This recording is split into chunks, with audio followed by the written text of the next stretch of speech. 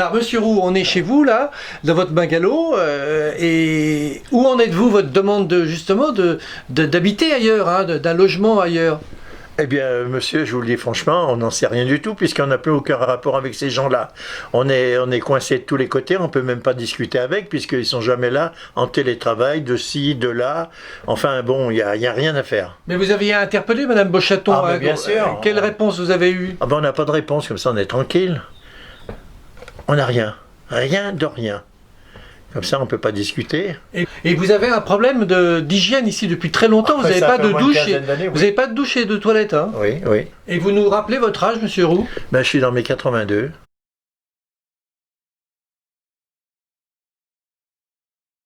Madame Beauchaton, bonsoir. Pourquoi laissez-vous un terrain des gens du voyage devenir un bidonville?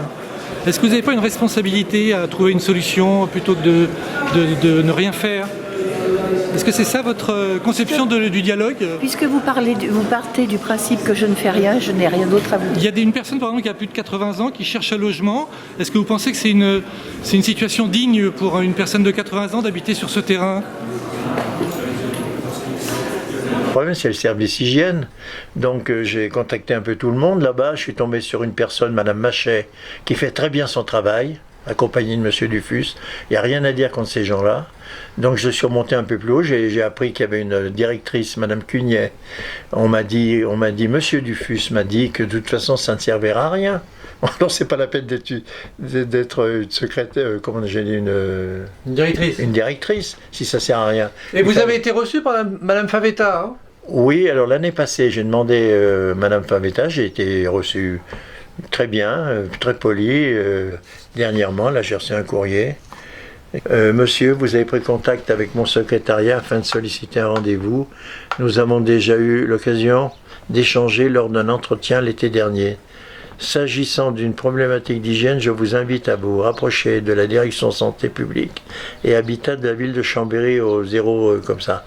Voilà, donc... en gros, vous tournez en rond un peu. Carrément, parce que là, j'ai réussi à remonter jusqu'en haut, et là, maintenant, il faut redescendre. Et je veux dire, alors là, j'ai l'impression d'être pris pour un imbécile. Je n'ai même pas qu'une impression, je suis pris pour un imbécile.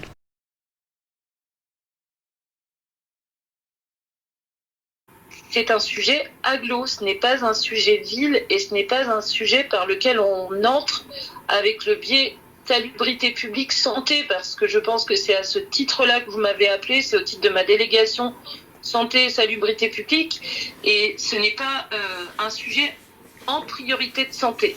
C'est d'abord l'occupation d'un terrain qui concerne l'agglomération de Grand Chambéry, et si quelque chose doit s'améliorer de ce côté-là, ou pas, je ne sais pas, je ne peux pas préjuger. Pour moi, c'était un sujet agglomération, puisque gens du voyage, bien sûr, et pas santé.